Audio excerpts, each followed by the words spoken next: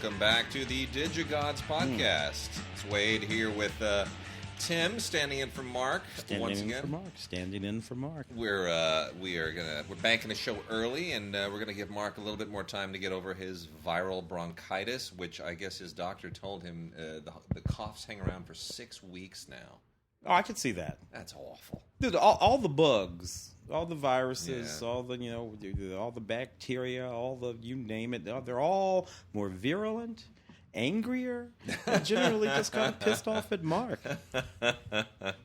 Well, anyway, we're gonna hopefully give him until close. We probably come back around the what are we now? We're like early October. So, are you a flu shot guy? I already have mine. You, the baby, everybody done. When you have a toddler, you do the thing. Yeah, you do the thing. I don't know. Whatever. I guess I'm getting to be that age where you have to do it because the CDC recommends that people my age.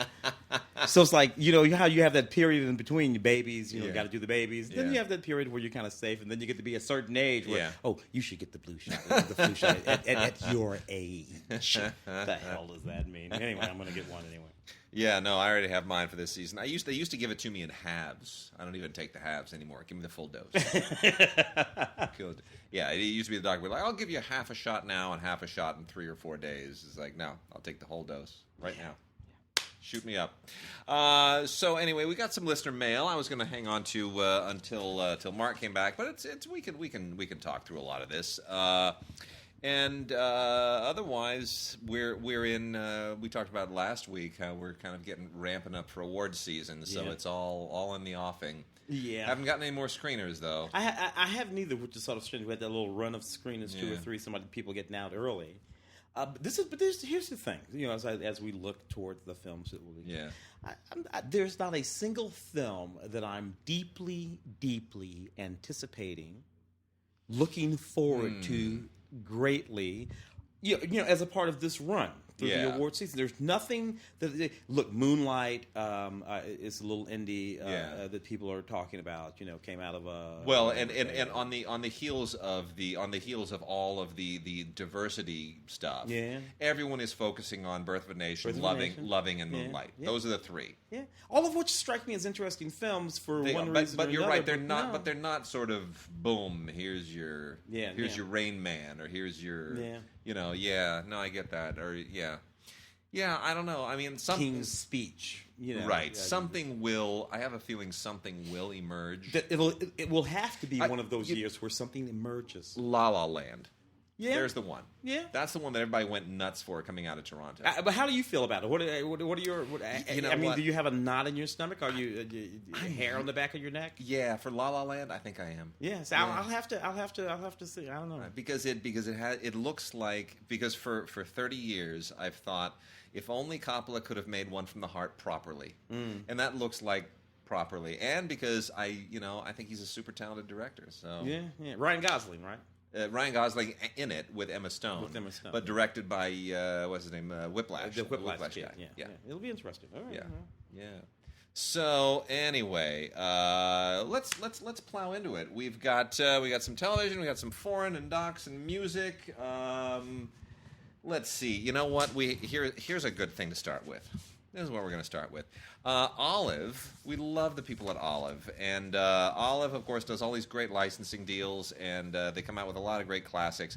Olive is doing it one better. We now have the Olive Signature line. And this is such a great idea because this is Olive shining a spotlight on films that really are just legendary classics. They want you to pay extra special attention to these particular Olive Blu-rays. And the first 2 are out.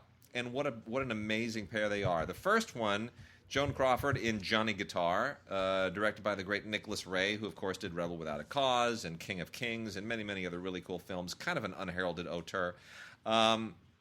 This is mastered from a brand new 4K restoration. And they loaded it up with extras. That's the key thing about the signature line, the Olive signature line. They are really, really going to town on the extras, and the extras are just so great. It comes in. Both of these come in. The other one is that's the real killer. But both of these come with in a Blu-ray, a clear plastic Blu-ray keep case. in a very, very nice, high-quality cardboard sleeve. And here's what you get as far as the extras, and it's gorgeous. Johnny Guitar is so gorgeous. If you don't know this movie, it's one of the better feminist westerns of the 1960s and 50s. And the 1950s and 60s were just loaded with all kinds of sort of feminist westerns. Yeah. But this is one of the better ones with Joan Crawford playing, a woman who's got to sort of hold her own against all the forces that are conspiring against her. And it's really, really great. Sterling Hayden, who my mother was almost a nanny for. Did you know that? You told, yeah, I told know. You that, yeah. That's when my parents were dating. My father talked her out of it. It was like, you don't want a nanny, that man's family. Anyway, Sterling Hayden is the title character, Johnny Guitar. And who he's a former gunfighter who has a thing for her, and it's a really, really, really great film. The extras here include a Martin Scorsese introduction, which is great, an audio commentary by film critic Jeff Andrew, which is also really, really good. And then a whole bunch of really, really interesting extras, including Johnny Guitar, a feminist western, ? Which is one of several conversations that they have with historians and film critics. And there's like a half dozen of these, and they're all really, really good. And then the most interesting thing here to me is My Friend, The American Friend, which is kind of a reminiscence on Nicholas Ray, which I thought was really, really touching and wonderful. And there's also Free Republic, Herbert J. Yates, and the story of Republic Pictures, who originally made it. Really great stuff. Just terrific. So that's Johnny Guitar on Blu-ray from Olive's Signature. And then that was in particular a sort of precursors to some of the big television shows that featured very much so. The Big Valley with Barbara Stanwyck, the Virginian, those shows. They sort of came out of that whole. They did. The feminist Western thing, the round table kind of discussion here is also really, really particularly good. And then here's the one that you have to get, even if you're not a Johnny Guitar fan. This thing is a must own. I'm talking about Olive Signature's release on Blu-ray of High Noon. Fred Zinnemann. Oh my gosh, it's just so good. Fred Zinnemann, and there's a great story about Gary.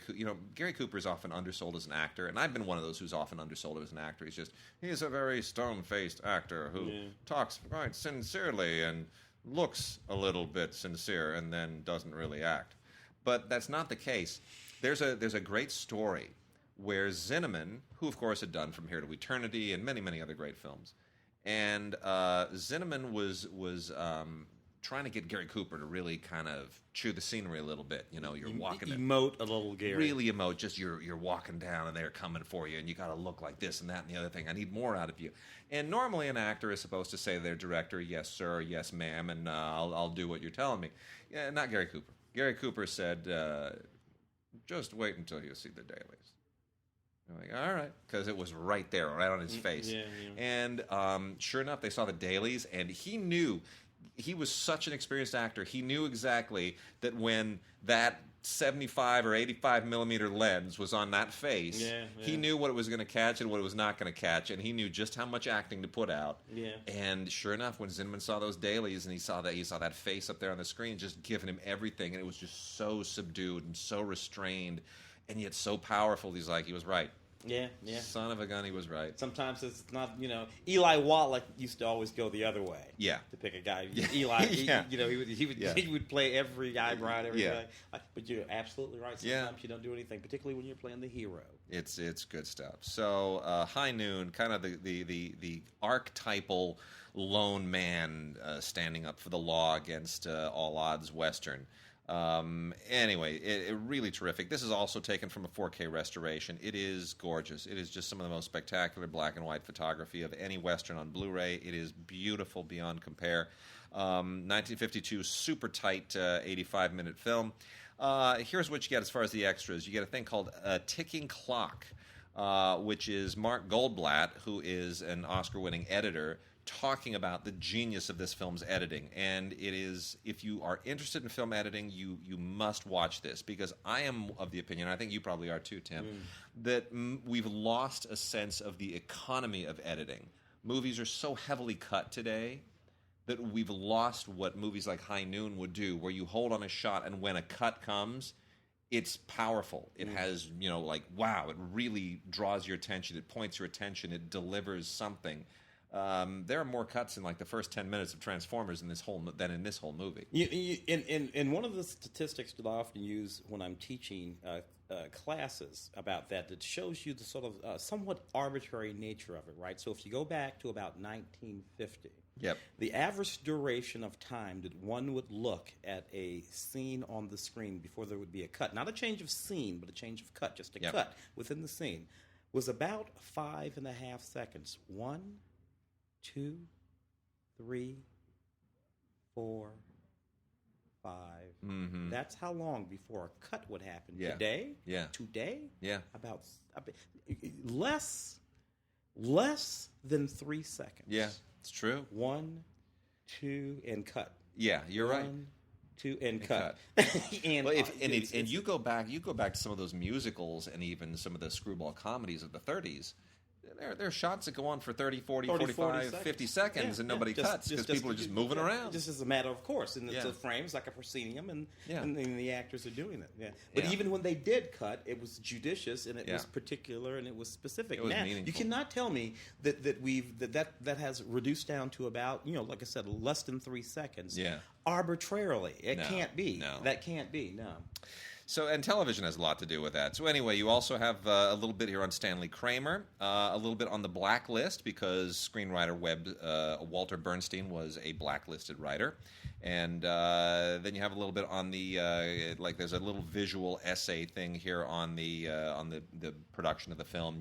Just sort of, it's like galleries, except it's like, galleries all put together in a featurette form. And then a wonderful essay by Nick James of Sight and Sound. So that also comes in the clear plastic Blu-ray keep case with the beautiful sleeve. So that's High Noon and Johnny Guitar. Absolutely beautiful. Must have in both cases. Tim, should we go into some music? I suppose that we will. I was looking at this one in particular, hosted by Tyler Perry, The Passion, live. Oh, yeah. They've taken to doing these live things again. Yeah. When you and I were growing up, this was not particularly unusual. There was actually quite a lot of live television. Yeah. But they've taken it to doing it again over the last few years. I think I've seen Peter Pan. Yeah. They did a live Peter Pan. Yep. It seems like they did a live, I can't remember what it was, but this was one of them, The Passion, live. An interesting piece. I remember watching this. And mostly being impressed by these performers. Because you had to be able to sing, you had to be able to act, you had to be able to hit your mark. Yep. When you're doing something like this. So anyway, Giancarlo Canella, Trisha Yearwood as Mary, Chris Dowdy. This is the Passion of the Christ, folks. Yep. That's what we mean by the Passion. It's nothing particularly unique on this. It is anamorphic widescreen. And 5.1 stereo surround. The music of this was really lovely. If you're into this kind of stuff, it can be pretty neat. I was looking to see who the director was on this project, but since it's a television project in live, they don't seem to have delineated the directors. No. You don't happen to see that on there. Mad Tiger. A film by Jonathan Yee and Michael Hurlton. This is a neat thing. Basically, this is the story about this. These guys have had this punk band for years and years and years. They've been touring around the country. It's really more of a performance art kind of thing than it is actually a punk band. And then one of them suddenly decides that they want to quit. They don't want to do it anymore. They don't want to be in a band anymore. They don't want to do the performance art anymore. They want a life. And how it kind of forces all of them to grow up a little bit. It's sort of interesting. Their bonus commentary track with Jonathan Yee and Michael Hurlton. And let's see, anything else here? Oh, a couple of music videos and a couple of performance pieces from the movie itself there. And I'm going to dig into some really interesting stuff here. Eat That Question, Frank Zappa in his own words. This was at Sundance in 2016. And this is basically just about as comprehensive and incisive a look at Frank Zappa as you're likely to ever get. Zappa is not an easy person to get under his skin and inside his head, as outspoken as he was. Just a really enigmatic figure for somebody who was so incredibly public. But you've got all kinds of footage. interviews, performances, everything is all kind of gathered together to try to give you as close to a comprehensive portrait as you're probably ever going to get. I don't know if there'll ever be a comprehensive, definitive film on Zappa, but this is probably the best that exists right now. And it's 90 minutes. Good, solid documentary filmmaking. It's called Eat That Question, Frank Zappa in his own words. And, I'd say go in not expecting to see the man completely dissected and illuminated, but go in really just sort of expecting to enjoy being immersed in the sights and sounds of Frank Zappa's genius for about 90 minutes. And if you wind up asking more questions about the man when it's over than you had when you were going in, then I think it's probably still successful. Yeah, Zappa's an interesting cultural figure who's had more purchase over the course of years than I thought he would have. I agree. I thought that might have all sort of faded away after a while. I have to see one here. Talent Has a Hunger. It's kind of like a Hoop Dreams sort of multi-year following of these very, very talented people as they engage this sort of artistic career. Now, instead of basketball, this is playing the cello. So you have this one cello teacher, a very well-known fellow named Paul Katz, right? Yeah. Famous cello teacher. We meet him when he first meets these children when they're 6, 7 years old, when they first pick up the bow. And we follow him for 7 years as he sort of sorts through these young people. Yeah. And the ones who have real talent sort of come to the fore. And then as he helps them craft their talent, nurture their love for the cello, for music in general, but for the cello specifically over the next several years, the ups and the downs. Yeah. Now, these are obviously people that have the potential to be, world-class level, Jascha Heifetz level performance. Yeah. So it's a really, really interesting and engaging sort of thing. There's an interview with the director on here, as well as an interview with Mr. Katz. Very nice. Scarred but Smarter, Life and Times of Driving and Crying. If that doesn't mean anything to you, it's no surprise, because it didn't mean anything to me either. The guy who directed this, Eric von Hessler, did this as kind of a passion project, a labor of love, because he is just infatuated and in love with the band Driving and Crying. And mainly because they just never became famous. Nobody ever had heard of them outside of his little circle, I guess. And so he basically undertakes a documentary to look into them, what happened to them, kind of as a tribute to them, and winds up getting a really, really interesting story that in many respects I think transcends the band and the music. It's kind of like a 30 years in the making of story, but it really is just it is really, really intriguing, and especially because it's such a personal film. So that's called Scarred but Smarter: Life and Times of Driving and Crying. And a lot of really interesting people interviewed in here, including Ty Pennington, believe it or not. Really? Ty Pennington? What the hell is it? Enter the Faun. This is an interesting documentary. Oh, that's just a beautiful movie. This is... So, a young man with cerebral palsy. Yeah. A famous choreographer. Yeah. They engage each other, and she deigns to teach him how to dance. And he basically overcomes the cerebral palsy. I mean, as much as you were able to. It's extraordinary. Despite the fact that she is not a medically trained, physical therapist, I guess it would be, or something like that. What I love about this is that it gets not just into the beauty of dance and choreography and what it does for your soul and what it is as an artistic expression, but it suggests that there are so many things that may have medicinal application in our culture that have nothing to do with medicine, that we don't think outside the box often enough. There was a doc, and I forget the name of it, but there was a doc that I reviewed for Film Week 2-3 years ago about a guy who treats dementia and Alzheimer's patients with music of the heart. Music of the heart. That was it. Yeah. Which is amazing. He puts together these custom mixes of music from the era in which they grew up, based on what friends and relatives tell him, and that triggers things in their minds. But the most dreadful thing about that was when he said, you know what, I can get Medicare and insurance companies to pay for more drugs than you can possibly comprehend, but they won't pay for an iPod. They will not pay for music because they don't. There's no connection being made. It's cheaper for me to get a little like $85 iPod and load it up with a sound mix than it is to buy just 1 month of drugs. Yeah, whatever drugs, which would turn these people into zombies as opposed to giving them sort of like fuller lives. Yeah. So the same kind of thing here. DVD extras, Kennedy Center interview with both the performers Tamara and Greg, and a in-depth look at this approach of, I suppose you would call it music therapy or dance therapy. Dance therapy, more like dance therapy. The Beach Boys, Pet Sounds on Blu-ray. This is from the Classic Albums line that is being released by Eagle Vision. And it's terrific. I mean, it is just, you don't need me to recommend the Beach Boys or even Pet Sounds, which is one of their just fantastic albums that was made in 1965. And it's just absolutely legendary, great music from the era, one of the great bands of all time. There's a whole bunch of interviews on here, about half an hour worth of additional interviews. And it's great. It's on Blu-ray. It's classic. It's legendary. It's wonderful. It is classic albums on Blu-ray. The Beach Boys, Pet Sounds from Eagle Vision, and it's just great. Lots of great stuff. Have they already put out, have you guys already talked about Love and Mercy? The movie? The Paul Dano movie. Oh, yeah. Because that record is the record. That's the one. Central that's record. Right. That's right. Inside that movie. Yeah, that's the one where they kind of break the system. They want to go outside the box and really go crazy. Ryan with those horses in the... It's just crazy stuff. And then, let's see, we got Justin Hayward live in concert at the Capitol Theater with a bonus music video on here, The Wind of Heaven. Justin Hayward is primarily known as the guy behind Moody Blues, and I am, of course, a huge Moody Blues fan, so I am a big Justin Hayward fan. And this is wonderful. This is not the Moody Blues, but he still does a lot of Moody Blues stuff on here.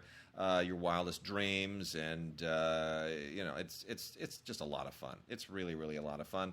And the most bonus music videos for The Wind of Heaven, which is also really wonderful. So if you are a Justin Hayward fan or Moody Blues fan, you got to check this out. It's a lot of fun. It's good. I got Toto over here, Light of Montreux, 1991. This is particularly interesting because this is the one little moment when the band was configured slightly differently than the band had been before or would be after. So you have Steve Lukather, Dave, is it Patrick? I think it is. Yeah. Jeff Porcario playing bass, and Jeff Porcario playing bass, and his brother Mike playing drums, and his brother Mike playing drums. So the band is just shaped that way for a short period of time. And then they put out another album the next year. I think the King of Desire album was the one that they put out in 1992. So anyway, this is a live show in 1991 featuring this particular incarnation of the band, which is a unique incarnation of the band, along with a lot of pretty great songs on there. Anyway, Toto, we're going to tell you, I always just love Toto. I love Toto. Can't go wrong. Rosanna, Africa, all that stuff. I mean, Rosanna Arquette, immortalized in a song. Yeah. It's great. And they did the score to David Lynch's Dune, so you got to love it. And then the last two on the music front, Pete Townshend's Deep End, Face the Face. This is a Rock Palast performance, and this is a DVD and CD combo set from Eagle Vision. All the Rock Palast live stuff is just always terrific. Gotta love it. And he does some Who stuff, and he does some of his own stuff. Pinball Wizard, Won't Get Fooled Again, Slit Skirts, I Put a Spell on You, Sea Refuses No River. I mean, it's all here. It's just great. One of the great all-time performers and songwriters. He's just really, really great. And the nice thing here is that he puts together an interesting band too. Dave Gilmour shows up here as well, so it's a little bit of the Who meets Pink Floyd for a moment. This was recorded 1986 on my birthday. Oh, really? At Cannes. Oh! So, yeah, it's kind of weird. This is because what's weird is that I remember my birthday in 1986 very well. I was living in France, and I was in Valence, and I'm thinking, wow. So when I was celebrating my birthday in Valence, this was being recorded down south. Yeah, pretty cool. So I'm a little bit connected to that. And then Scorpions live in Munich, 2012 on Blu-ray. The Scorpions. I like about 3 Scorpion songs, the ones that everybody else likes. Mostly about the hair. Rock Me Like the Hurricane, Rock You Like a Hurricane, and there's only 3 that I really like that I think that anybody likes. But anyway, they're still fun because they just don't take themselves seriously, and especially when they're performing for a German audience. There's nothing like German headbangers. They're so funny. This is really a lot of fun. It's just the fire and the whole 80s hair band sense of excess that kind of followed Kiss. It's sort of at that moment when Kiss morphed into Motley Crue and all the rest of that stuff. It's a lot of fun. So Scorpions live in Munich 2012. All right, we're going to move into some television now. Let's do a little bit of TV. I got Johnny Carson over here. The Tonight Show starring Johnny Carson, The Vault series, 6 DVD set. Excuse me, a part of the Archive Classics, right? This particular box here features performances, or appearances, we should say, from Richard Pryor, Rodney Dangerfield, Buddy Hackett, James Gardner, and Jack Palance, among others, right? As you know, Wade, there's a series, there's a network called the CBS Decades Network, which is one of the sort of like sub-channels of all the networks have them, right? Sure. So, you watch these channels, and every television show that you and I grew up watching comes on. Now, they're very particular in the way they select and choose what they're going to put on these shows. I've been into the Dick Cavett show a lot lately. I love Dick Cavett. It was just fantastic. There's so many incarnations of that, right? Yeah. The Johnny Carson show, though, that's one where it almost makes no error what they go to, what show they pick. Yeah. It's nothing but money. Yeah. On the Johnny Carson show down the line. Doesn't mean you just stick your hand in the vault, pull one out, look at the list, and it's just going to be money. Because Johnny is such a rare figure, and this is the 6 DVD set that they sent us here. There's like a 2 DVD and a 4 and a 12. They're all, they're all different configurations of this depending on what your budget is. But Time Life is just really, I don't even know how you curate this. You really do. You just sort of throw a dart and whatever it hits, you just throw it on there. It's great stuff. What is so fascinating about Johnny is that and I don't want to take anything away from Jay Leno, who I think is terrific, or from any of the others who've sort of succeeded.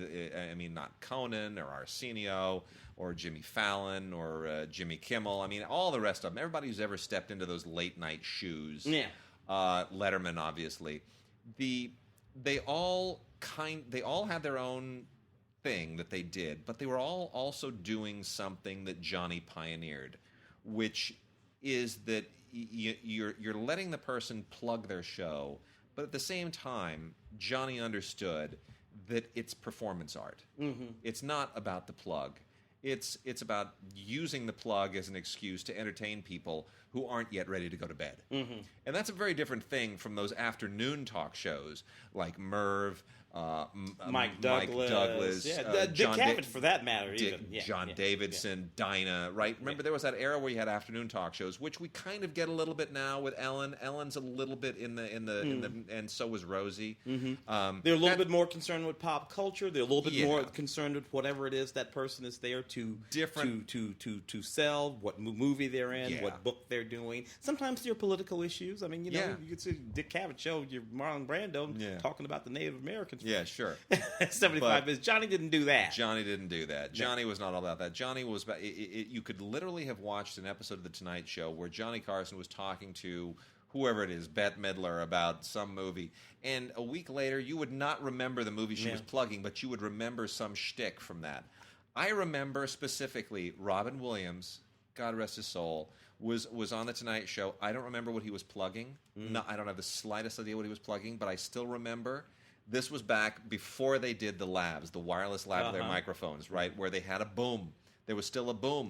That there was a boom guy who was holding a boom microphone like on a with the crane with the arm and the arm, and he was holding it over, and you turn it from Johnny and back to Robin Williams, and you would never know that because it was always off camera. But Robin Williams, of course, had to make a do of it, and he looked up at it and he said, "I feel like Flipper," arr, arr, arr, and he started barking at it like it was somebody holding a fish over him. And the camera pulls back, and you see the boom, and you see Robin Williams, and Johnny loved it. He loved it because that's what he wanted on the show. Yeah, he wanted you to do something completely unhinged that would engage the audience, engage viewers, and make people at home feel like this was worth staying up for. Yeah. It was amazing. It was hey, if Johnny called you over, that was the old thing. That was it for the stand. So many comics owe their careers to him. And if you got that nod from Johnny to come sit down, Jerry Seinfeld, Jay Leno, for that matter. I mean, we can go through the list. Six DVD sets. It's great. Yeah, 12 shows as they originally aired, including commercials. It's really, really great stuff. So, all from the 1970s. It's a lot of fun. Vincent Price on here, doing a cooking thing. Johnny getting a massage from Miss Sweden. It's really, really great stuff. Banshee is a series that I didn't watch when it's on. This is the final season. 4 seasons of Banshee ran. Yeah. I understand it's about an ex-con. A guy goes back to a town, pretends to be the sheriff. He's trying to find a serial killer. Is what he's basically trying to do. Lasted 4 seasons. Don't know a whole lot about it. This final season DVD set includes a cast retrospective that includes all the stars of the show. Let's see, what else do we have here? Oh, audio commentaries and deleted scenes. Beautiful. So I don't know. Did you know anything about this series? Was it one that you followed? We've covered it a little bit in the past. I mean, it's one of those HBO shows that I get the sense didn't really. People like it. It did well for HBO, as all their shows seem to, but it never really kind of caught fire. Yeah. Never caught fire the way they wanted it to. Constantine, which is the show that I did in fact watch from DC. This is a Blu-ray, loosely based on the Constantine that we think of from Keanu Reeves and the graphic novel series. Fallen Angel, the whole thing. Going out to find it. I don't know. Watched it for a season or so while it was on. Thought it was okay. Did okay. There were 2 or 3 incarnations of these sort of shows. There's one called Luther now that's running that sort of lives in the same space as all of this. Anyway, this has a Q&A with the cast and creators of the show and a DC Comics Night at Comic-Con 2014. So if you were at Comic-Con in 2014, you might show up on this DVD Blu-ray. If somebody asked you to sign a release when you were there, it might be for this. Pretty cool. On Blu-ray. Pretty cool. 50th. I'm going to let you talk about this one mostly, Wade. 50th anniversary. This is the 50th anniversary deluxe edition. Charlie Brown's All Stars. The Peanuts. I have to be honest. I kind of wish that Warner Brothers would get their act together with the Peanuts specials and movies released on DVD and Blu-ray, because it's really been a hodgepodge, and it's been very, very haphazard. And they've come out with certain television specials, and then they would come out with compilations from the 70s and 80s, and then they would come out with the movies on Blu-ray, and then they come out with the classic holiday specials on Blu-ray. And everyone I know who started buying that stuff kind of gave up at a certain point, because all these things overlapped. They would be like, well, I got the 70s, which had the thing that I already had, but then I got the holiday thing, which had some of the stuff that was in the 70s, but not all of it, and then some other stuff that I didn't have. And you're not really double dipping; you're sort of half dipping over and over and over again. And there's a lot of repetition, and nobody seems to be really focused on making sure that let's do this. Let's make a list of everything Peanuts, everything, beginning to end, and let's do this. Let's release it all on Blu-ray. Comprehensive, complete Peanuts. Yeah. Just do that. Do that. Yeah. Be done with it. I don't know why they don't do that. So anyway, Charlie Brown's All Stars, not the best thing that they've ever done. This also features a bonus special, Charlie Brown Celebration. Also not spectacular. This is fine. I don't know that this necessarily warrants being given its own standalone release. That's why I think something like this really would be better in a box set with everything else, and especially in Blu-ray, not just DVD. So I look at this, I think, well, unless you are crazy about Charlie Brown's All Stars and Charlie Brown's Celebration, unless you really feel like these are the ones that just sing to you, I would hold off. I really wouldn't.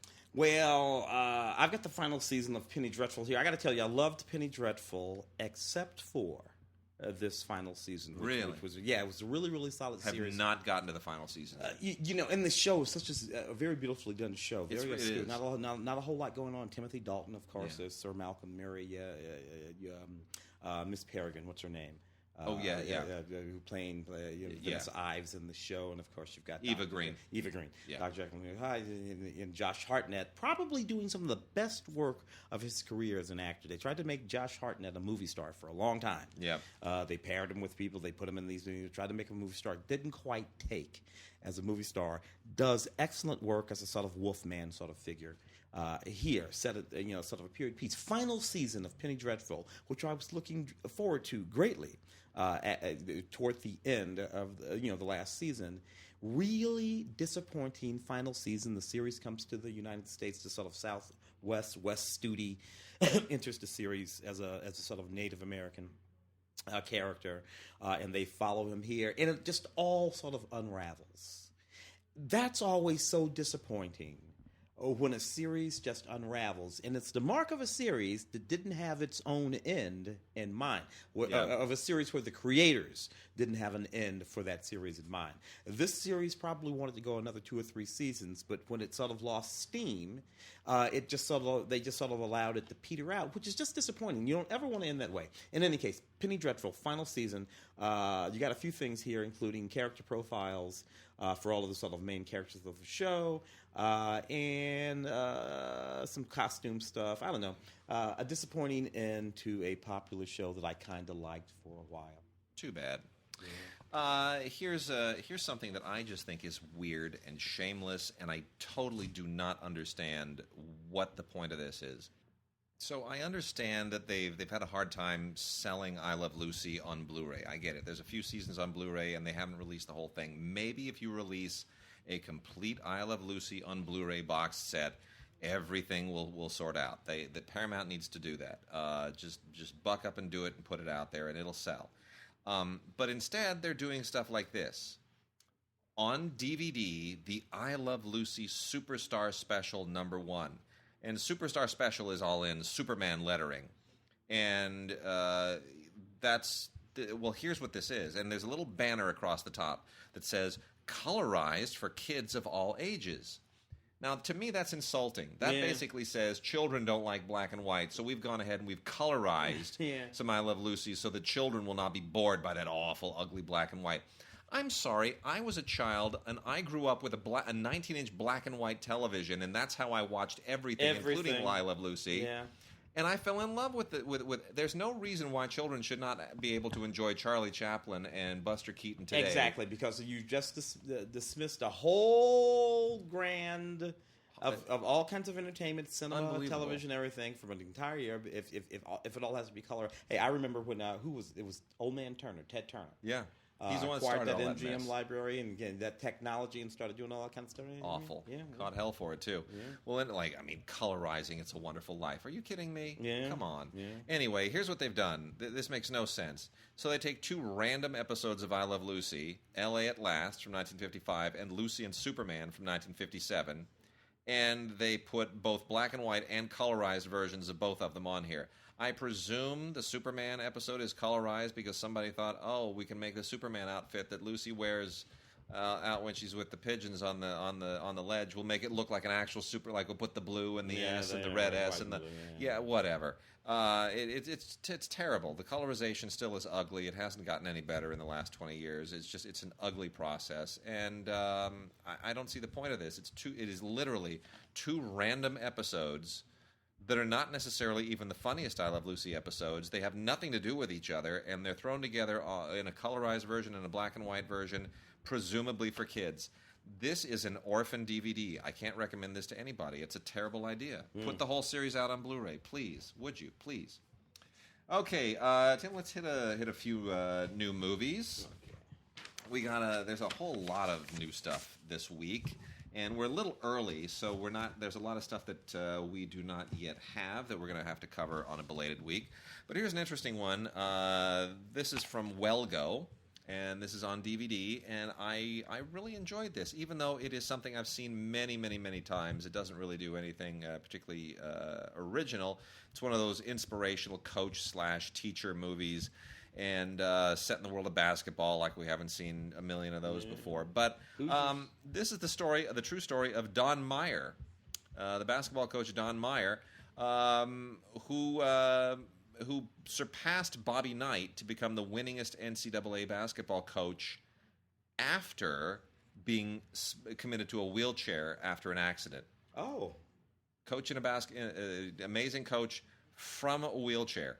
The movie's called My Many Sons, and it's a true story. Hoosiers. He was the Hoosier coach. Not the Hoosier coach. No, he surpassed Bobby Knight as in terms of numbers, winningest. But he wasn't. Okay, I got. He was not the Hoosier coach. Okay. So really an amazing collegiate coach, played beautifully by Judge Reinhold, who we have not seen in a million years. That's Judge Reinhold, of course, from many great films, but mostly from Beverly Hills Cop. And he's completely bald now. He's completely grown into this part, and he's still a great actor. And it's a very, very touching story. I'm surprised this did not get more exposure as a theatrical release, but it is still really, really good. I gotta tell you, the cast, Judge Reinhold is the star of that film, literally. Yeah, he is. There's nobody else here. Nobody else in that film. Lots of actors whom we have never heard of. Yeah, very true. Is what I mean by nobody else in the film. Aaron Paul, Lena Headey, and Sean Bean, all big stars. Yep. Right? Yep. And a film called Kingsclave. Right? Yeah. Final Fantasy, 15? I have tried. I can't watch this stuff. I don't even know this adaptation of Final Fantasy, a Japanese. Yeah, Final Fantasy is like it made its way momentarily into the movies, and it's primarily. I remember the animated. It was like a 3D animated thing, right? It was one of the earliest photorealistic CGI animated things, but it was incomprehensible, and somehow we've gotten down to 15 of these things. I'm kind of. I can only imagine that they are extremely popular with the sort of original the gamer crowd. Kind of yeah. In any case, HD Ultraviolet special features out the yin yang. On this thing, way too more for me than there's nothing that either of us are going to say about this that is going to dissuade fans from buying it, probably nothing we have to say that'll make anybody buy it who isn't a fan. Final Fantasy King's Conclave, Final 15. There you go. Yeah. What happened between 1 and 15? I have no idea. The Purge election year. Yeah. It's the Purge. What do you want? Isn't it funny how quickly those wore off? The very first one, an interesting sort of notion. It was. It's, I think we're looking at 3 of those. At this the third one, I believe. And it's really interesting how quickly the notion inside the just went away. And I just didn't care about them at all. No. After the first one, I'm like, you had a good idea. You made a mediocre movie from it. Ethan Hawke kind of holds that movie up. The first one. Yeah. After that, you've blown it. Frank Grillo here is, it's 2 years later, and they still have this 12-hour, mayhem period that defines the premise of the film, except this time it comes right before a presidential election, which is obviously meant to exploit the fact that we're in a presidential year. Kind of shameless, doesn't really make a difference. It's not very good. It just retreads everything you've seen previously. And I don't really know what there is to recommend this, but it's out there. Blu-ray, DVD, and Ultraviolet, all on the same set. Swiss Army Man. I got to tell you, this was one of those movies. Paul Dano and Daniel Radcliffe, Harry Potter. This is one of those movies when it came out. It was one of those little indie darling movies. Yeah. Everybody was loving this movie. Sundance. You got a lot of attention. All that Sundance, kind of stuff. Yeah, I'm looking at this movie, and you've said this many times about many movies. It was like, man, that movie looks like it's been workshopped to death at Sunday work. You could see it, right? Yeah. And sure enough, you go look it up, and sure enough, it's been workshopped to death. And it's this extremely high concept movie. Paul Dano and Daniel Radcliffe. Effectively, Daniel Radcliffe is a corpse. Is playing a corpse that Paul Dano finds on an island, and then we sort of slip off into another never world, never land that may or may not mostly be inside Paul Dano's head. All of the stuff that sort of happens in the movie next, and it strikes itself as extremely insightful about the ways of the world and the way man and people are all sort of caught up in our own little lives and things that don't matter and all that kind of stuff. You know what? This is what bugs me about these movies. Young people, I'm speaking specifically to you now when you get ready to make a movie. Whatever that thought is that's in your head that occurs to you as something that you've noticed about the world and humanity and the way it works and that we've all missed and we just don't quite get, whatever that is, you're wrong. We do get it. We understand it. We don't give a damn about it. You are not special, and neither is your idea, and neither is this movie. Nevertheless, it is on DVD now, along with a few special features, some deleted scenes, Q&A with the filmmakers, a behind-the-scenes thing, and another little featurette, and an audio commentary track, Swiss Army Man, on Blu-ray. So here we got another Blu-ray and digital HD ultraviolet combo set for a movie called Joshi. This is another Sundance film. This was at Sundance this year. Oh, man, I saw that one for the show, too. You know, here's the thing.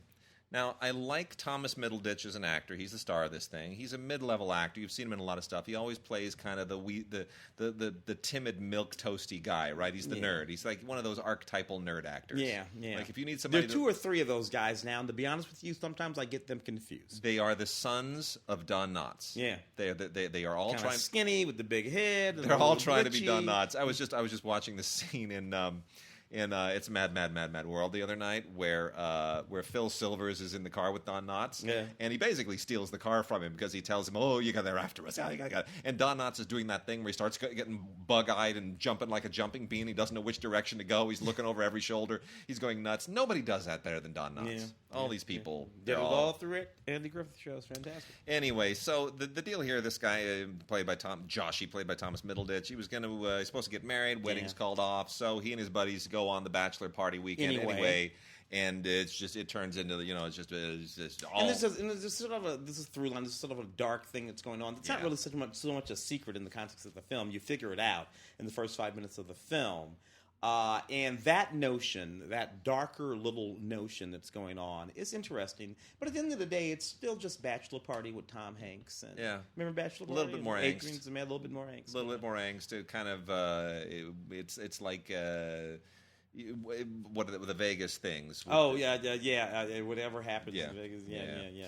Anyway, so Jenny Slate is in this. I like Jenny Slate. She's fun. A few other actors: Nick Kroll, Brett Gelman, Alex Ross Perry. They're all sort of decent actors, but on balance, I don't really see a point for this film, to be honest. Those kind of audio commentary with Middleditch along with with writer director Jeff Baiana and their producer. It's fine. I'm starting to wonder, and maybe it has something simply to do with our place on the sort of human timeline of things. John. Yeah. Here we are, film critics, our age. We've been doing this for a while. We've seen all these movies. I'm starting to think there's it's just not possible for them to make, young filmmakers to make some new clever film that they think is clever. Yeah. I don't think it's possible for them to do that for you and me. It might not Maybe for those kids their age, they can do that for each other. Yeah. But if they do that, I just get pissy. Because what do you think, kid? Nobody's ever thought of that before. Grow up. Yeah. Anyway, now I'm being an old bastard. City of Gold. Which is a neat film about Jonathan Gold, or about Jonathan Gold's job. Jonathan Gold is a LA Times food critic. He's a food critic, a Pulitzer Prize-winning food critic. And this film follows him as he does his job, which is eating, wandering around with a spoon and a fork and a knife, eating. And then writing about eating. I like that. Why did we pick film criticism and not food criticism? I don't know. We just jacked it completely. I know. Oh, whatever. I'd be a bigger, fatter bastard than I am now. Wild Oats, Shirley MacLaine, Jessica Lange. That's a strange pairing because they could be mother and daughter, but I guess they figure they can get away with being really good friends. This is one of those movies that's made for people of a certain age, a little bit like Marigold Hotel, and there's a lot of these now that are sort of aimed at filmgoers who are in their 60s and 70s and who don't really want to sit around and do social media at home. The idea here is that you have a couple of I won't get into the details of how this happens, but there is a financial, let's say there's an insurance mistake in somebody's favor. Shirley MacLaine has lost her husband. There's a life insurance mistake in her favor. And then she and Jessica Lange decided to sort of take the extra cash and go party and go have a good time. And, of course, they meet, some gentlemen when they're off on their party, one of whom is Billy Connolly. I won't tell you anything else about it. I love Billy Connolly to death. Connolly. But Mrs. he's not Brown. It's not really well served here. And then, of course, there is unfortunately a little caper aspect to this, which is, hey, the insurance company just figures out somebody just took it. We need to go find the lady. I don't know. It all feels very contrived. It's well-meaning. It's not terribly well done, which is disappointing. It's directed by Andy Tennant, who did While You Were Sleeping, and has done a number of really fine films in the past, but seems to have lost a little bit during the interim. So it's okay if you love Shirley MacLaine and Jessica Lange. Demi Moore shows up in as a daughter in this, which is kind of a weird thing. Billy Connolly, it's okay, it's fine, it's passable for people who like these actors. I'm thinking to myself, Demi Moore could be Jessica Lange's daughter. Jessica Lange could be Shirley MacLaine's daughter. all of these women were women that I had the hots for at some point in my life. So very often when I was a child, but nevertheless, it's all still very disturbing. I got one here. Want to knock this one off? Yeah, let's do it. Homestretch. This is actually a fairly powerful documentary that follows these 6 homeless children on the streets of Chicago through a long winter as they try with all their heart and soul to stay in school and to graduate and to try to figure out some sort of lives for themselves. So we have these filmmakers following these kids. I get a little torn about these things sometimes.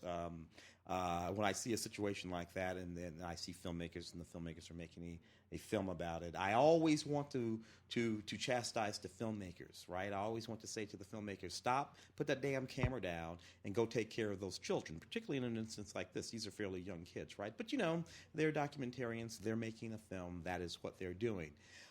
This is a really heart-wrenching film, and particularly if we think about some of the things that are going on in the city of Chicago now with respect to the crime wave and shootings in the street and things like that, to see these 6 kids, homeless kids, fighting every way they can, trying to figure out everything they can, trying to figure out how to do their homework in a homeless shelter, trying to figure out how to do their homework in the backseat of a car, trying to figure out how to stay in class and get to school every day, no matter where it is that they went to sleep that night before, at a friend's house, at some relative's house. Yeah. But they and you know what? They do it.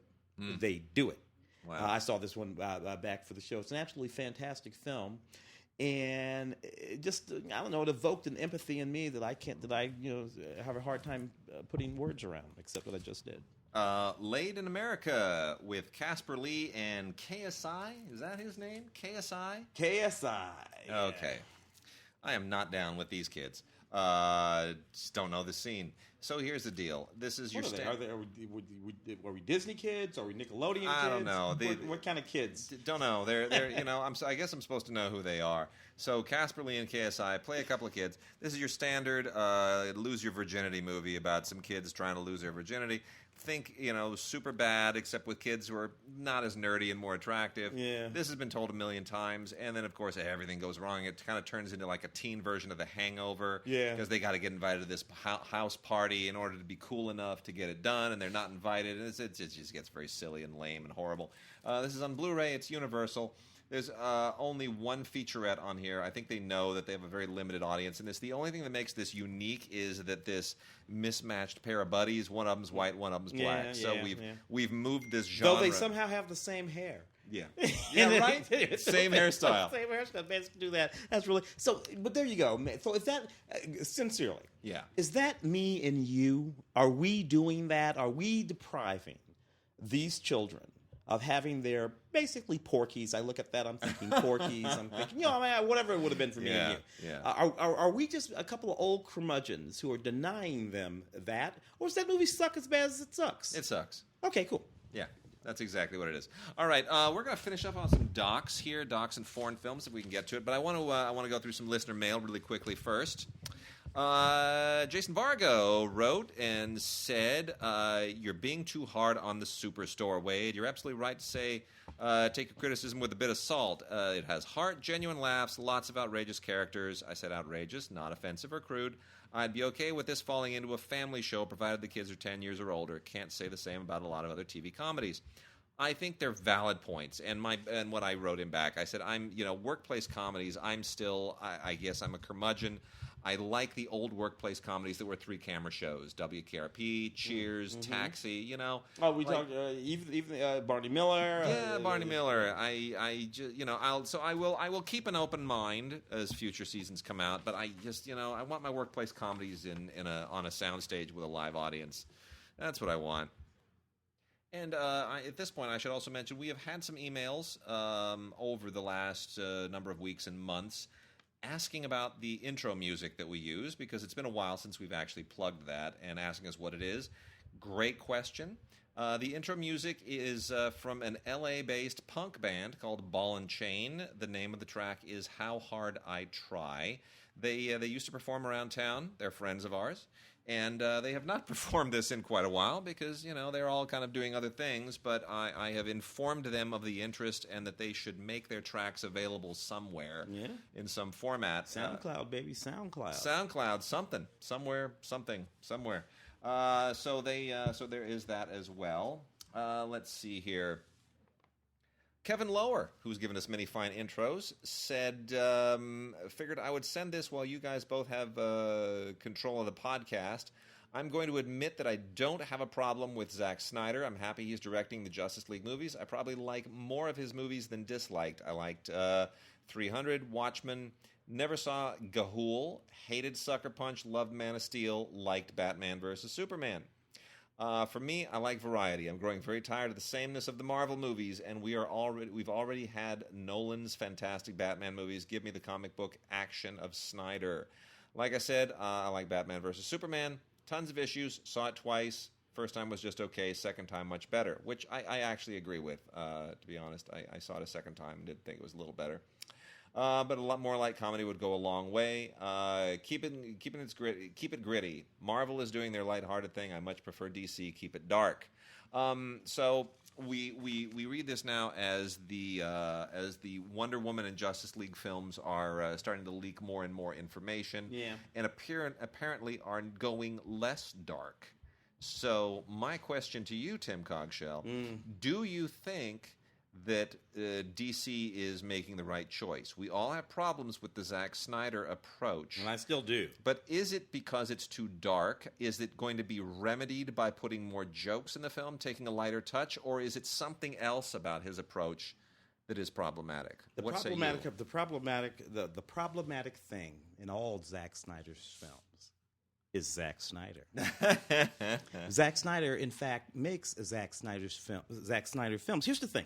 When it is, in fact, just a Zack Snyder film, that's fine. That's your style. The 300, for instance. Yeah. I don't really care about any of that as applies to that. But when it comes to the truly iconic films, Marvel, DC, Universe films, all right? Yeah. These films come with a style of their own, an imprimatur of their own, a culture of their own. I don't need Zack Snyder's culture overlaid.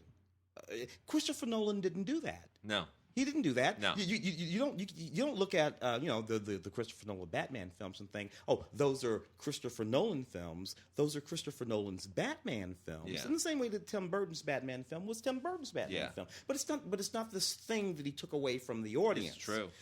Zack Snyder does that. Every Zack Snyder film will have a Zack Snyder a style to them, and they will ultimately be about the thing that Zack Snyder wants them to be about. And Zack Snyder doesn't really care what the actual film is about. Zack Snyder's movies are all strike a pose and be wet and shiny. Yeah, that's what it is to me. Everybody strikes a pose and they're wet and shiny. Wet down. Do that vignette. Yeah. And abs. Yeah. Lots of abs. Yeah. And Zack Snyder's film. So that's the problem. And Joe Nocella, longtime listener, he corrects us, Tim. We said that Beauty and the Beast was the only animated film ever nominated for Best Picture. He reminds us that Up was also nominated for Best Picture, which is correct. I had forgotten that, and of course I think the reason we forgot that was because that was one of those 10 nominee years. Yeah. And when they have more than so many 5. nominees, we're still only in our minds counting the top 5. Yeah, and then everything else goes away. Yeah, the others all go away. But indeed, he's right. Yep, absolutely. So well done, Joe. Good catch. Absolutely good catch. All right, you want to email us or send us Vox boxes, do so at gods@digigods.com. Gods@digigods.com is where you send everything to us. Hate mail included. We love it. Send it all. we're all down with it. More docs. I got a couple of docs over here. This one, just because I think it's neat, it's called Back in Time. This documentary by Jason Aaron. All right, so it's the, I think, 30-year anniversary of Back to the Future. Yep. And which is just, that makes me a little bit dizzy as I sit here thinking of this 30 years anniversary of Back to the Future. So anyway, he's made a really neat documentary, both about that film. Took him 2 years to make this film. 2 years worth of filming to make this film. And sure, this is a fan film. This is a film made by a fan who's a fan of these things and these people. All the principals appear in this documentary. Michael J., of course, and Leah Thompson, and Bob Zemeckis. They all appear in the film. Christopher Lloyd. But what this film really does is talk about the cultural impact of that film, of the Back to the Future films, particularly the first one. And I got to tell you, I agree completely. Yeah. I agree. That film really did have an outsized cultural impact for a film that was a studio film and a big studio film. That was interesting and funny and certainly exciting and all of that kind of stuff. But nevertheless, I think it sort of planted this notion in the greater zeitgeist of what it would mean to go back to the future and then forward into the future and the things that used to be and the things that were and how they all tie together. It was just a really, really neat movie that has an outside sort of place in the world. That movie's only 95 minutes long. I did not realize that's insane. That's crazy. That's insane. Anyway, this is a documentary called Back in Time. It's political season, so everybody's out there jockeying for their people. The Hunting of the President Redux, based on the New York Times bestseller, The 25-Year Conspiracy to Destroy Bill and Hillary Clinton. We got a lot of documentaries that are sort of anti-Clinton and anti-Trump, and we got them that are pro-Clinton and pro-Trump. We're going to get a lot more. Anyway, this one is very much on the Hillary side because it is co-directed and co-produced and co-written by Harry Thomason, who is, of course, the husband of Linda Bloodworth Thomason, television producer and writer, and very, very good friends of the Clintons. So this is essentially his documentary saying, "Stop picking on my friends." And you know what? I mean, it's not. They made that pivotal documentary, or a profile, I guess you might call it, for the Bill Clinton inauguration way back 92. Exactly. The Bloodworth Thomasons produced that. They did. They also produced the when Bill accepted his second nomination. That walking out, remember there was when they put the camera on him as he walked out, it was low and it was dollying backwards, and there was they did that too. Yeah. So I mean, it's fuel for the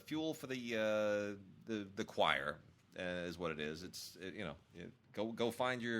Go find whatever fuels your anger or your glee this season. But if I were a fan of the Clintons, as a fan of the Clintons, I don't think that I would want that. No, probably not. So as a probably fan not, unless you're fueling, paranoia or something. I don't know. Anyway, it's silly season. Making a Serial Killer. This is all about. This is a 13-part documentary series on the most notorious serial killers and unsolved cases in America. It is depressing as hell.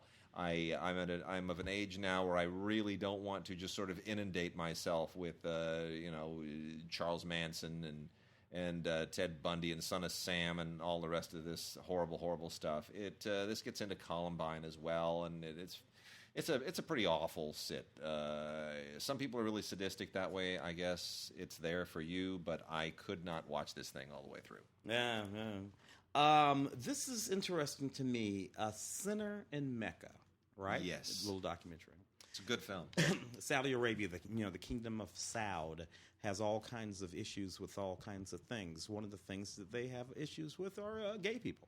Yes. Yet, all true believers are called to make the Hajj, to do their pilgrimage, right? And since we know that there are in fact gay people who are devout and called to do the Hajj and make the pilgrimage, one has to wonder, what does a gay guy do when he wants to go do that? Well, you get secret about it, and that's what these guys have done. It's an interesting thing. What they've, in a culture where in fact you can be killed for being gay, and frankly, for that matter, making movies without the proper authorities having told you that you can make a movie. That's what these young people set out to do their pilgrimage, to make their Hajj, despite the fact that they are gay. They hide it all the way through the film. They're not challenging either the government or the society here in any way, shape, or form. So this isn't about a challenge of that. It's simply about them trying to achieve the required thing. So interesting thing. Nothing particular on this. This is in English with some subtitles. And a Ken Burns doc, co-directed by Ken Burns, not entirely by Ken Burns. And this is Ken Burns not doing something that is 20 hours long and epic and just massive and huge. It's called Defying the Nazis, The Sharps' War.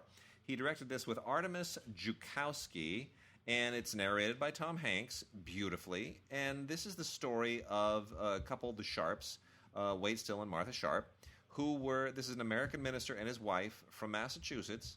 And they made a rather extraordinary choice to go to Europe and engage in basically help dissidents and refugees be able to flee the Nazis through a number of different channels across Europe. And they sacrificed a great deal to be able to do this. And it's sort of extraordinary how this minister and his wife became almost spies, running a kind of an underground railroad of sorts and orchestrating things. It's really an extraordinary story. I'm stunned that nobody has found this story for a narrative film. This is kind of amazing to me because it deserves to be one. And maybe this will inspire somebody to do it, but I'm really amazed that this story wasn't found for a narrative film before this, because it's really, really great. It reminded me a little bit of a Claude Berry French film called Lucy Aubrac that is still one of my favorite films, never released on Blu-ray or DVD. I think it is on DVD. It's not on Blu-ray, but with Carole Bouquet and Daniel Auteuil. Amazing movie. And they're tangling with Klaus Barbie in kind of a similar way. Anyway, this is called Defying the Nazis, The Sharps' War by Ken Burns and Artemis Joukowsky from PBS. Really, really, really a great doc. One here, When Justice Isn't Just. This is timely. It's very timely. It's a very short film. It's only a 40-minute film. Basically, it speaks to the shootings of black communities, and police issues. The whole thing. Civil rights attorney Benjamin Crump is on this thing. Dr. Cornel West is on this thing. A few folks from Black Lives Matters, as well as some law enforcement officials, some sheriffs, some LAPD detectives. Extremely timely. When Justice Isn't Just. And then Above and Below, our last two docs here.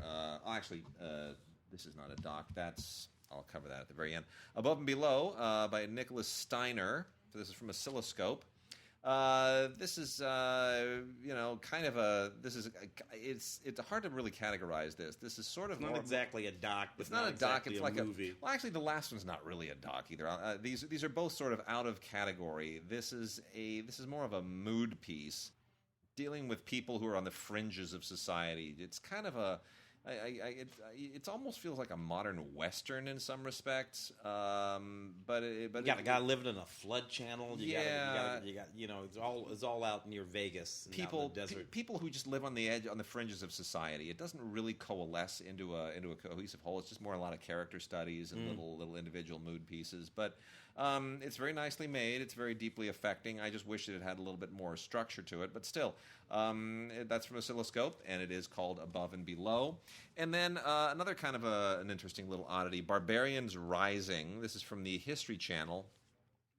There's a certain point at which this stuff from the History Channel really... They mean for it to be taken like as a documentary, but what it really turns into is... We wanted to make a series of epic ancient battle movies, but we didn't really have the talent to write dialogue to go with them. So we'll get a documentary narration that goes over all of these artificially staged scenes that involve, Hannibal and Spartacus and Attila the Hun, and we'll stage these movies, but we won't really bother with dialogue. We'll throw narration, and that makes it a documentary. Lots of great Foley. That makes it a documentary. What does that make it? I don't know either. But anyway. This is, they threw some money into this, but not a lot. So it sits somewhere in a weird netherworld that is some new storytelling medium. I don't really know what to call it. People I know they do. love those things. Anyway, it's called Barbarians Rising. It's on Blu-ray and Ultraviolet. And then before we completely run out of time, we've got a lot of foreign films here that we have not gotten to, but I am obligated morally to close the show with Krzysztof Kieslowski's Dekalog, which is now out on Blu-ray from Criterion in a beautiful, beautiful custom box set. Many of us have waited our entire lives for this. This was seriously. This is as good as filmmaking ever gets. You know, Kieslowski. Did you ever meet him? Did you ever talk to Kieslowski? No, never did. I remember I was at. I first brushed with him at Cannes in '94 when he was there in competition with Red, Three Colors Red. And everyone expected that to sort of give him to be the first Triple Crown winner of the major festivals, right? Because he had won Venice, he'd won Berlin, he won Berlin with blue, he won Venice with white. Here's the third film. He's at Cannes. It's in competition. It's amazing. Everybody thinks, "Oh my gosh, Triple Crown! He's going to be the first guy." And with the trilogy, it's going to be amazing. It's a fairy tale ending. And damn, Clint Eastwood went and leveraged the jury to give it to Pulp Fiction. And Kieslowski walked away with nothing. It was just it was a disgrace. It was such a lost opportunity. But and a very considering particularly so at the time on the day Clint would have probably got me. Yeah. Because Pulp Fiction was a film that in 1994 I was deeply enamored of. Pulp Fiction has worn not so fantastic, not so well, over the 20 whatever it is. Yet these films, the Decalogue in red, white, and blue, the through color, these are films that you can put into the Decalogue. Basically, 10 Commandments. That's it. It's 10 films, each one dealing with. But what's great about the Decalogue is that. You realize that each one of these stories is based on on one of the 10 Commandments. You know, thou shalt not kill, thou shalt not take the Lord's name in vain, and all the don't covet. Right, we know them all, but it's not clear which commandment that's given. It's not clear how that figures into the story. Yeah. You'll watch it and you'll say, okay, so thou shalt. But what does this have to do with that? This is about Yeah, it's very very. Well, for one thing, this was a television. This is a series of Polish television. Polish television. This was not a movie. It was a TV. Yeah. And so you kind of have to watch them in that context. Funny now, everybody does anyway. Everybody would just binge that from beginning to end. It's still modern though. You look at those movies, those programs, totally and completely modern. All takes place in a single Polish housing project, is important to say. They all kind of interconnect in very interesting, subtle ways. Something he does also in Blue, White, and Red. Yeah. But it's very subtle. There's some person in the background kind of who crosses over, and that person is in all of them. You're like, wait, what is the? Yeah. And it's all very symbolic and clever and wonderful. And I actually, I remember that in '94 so well. Because somebody said to him, here he is, this brusque-looking Polish guy, very Eastern European, stern, sitting up there, and someone said, your movie, the color red is used in such and such and such and such a way. Is that were you trying to suggest some kind of symbolic representation of the da-da-da-da-da-da? And Kieslowski just kind of shrugs and leans into the microphone and goes, yeah, sure, that works for me. He just so brushed it off. Very Polish. It was such a pretentious question. And here's this guy who makes these really artsy movies who just takes none of it seriously. Yeah. And I was one of the last interviews he had here before he died. Ziggy set me up with the interview. Yeah. And I was so excited. And Ziggy's a good friend of ours, a publicist with a PR firm here that we've known for many, many years. And he's he is Polish. Yeah. His parents are Polish immigrants. And he was just loving being around Kieslowski. And I said to him, I just can't wait to actually meet him. And here's the thing about Kieslowski. He used to want to be a novelist. Oh. And to him, this is an inferior art form. Yeah. It's an inferior art form. Yeah. It's not... of which he is a master. Of which he is a master. So, in any case. But there it is. So, that is Krzysztof Kieslowski's Dekalog. It is just absolutely magnificent, and it is genius, and it comes with lots of really, really great extras on it. Archival interviews with Kieslowski especially from a 1987 television piece on the production of the film, and some others that are more recent from the 1990s. Archival interviews with cast and crew. trailers. It's all beautiful, and bear in mind when this has been out before on DVD. No, I have it on DVD. Yeah, it looked scrapey and gruff and kind of. This is a 4K remaster, and it is amazing, absolutely amazing, just beautiful to look at. So that was made when it's 133. 1988. 1988. So it's still shaped in the old television aspect. And it includes the widescreen feature film, a short film about killing and a short film about love, which are elaborations on two of these. So it is just wonderful. You must own this. It is fantastic. With that, we are done, and we are keeping our fingers crossed that Mark gets his health back, and we will see him back soon. Hang in there, Mark. See you guys.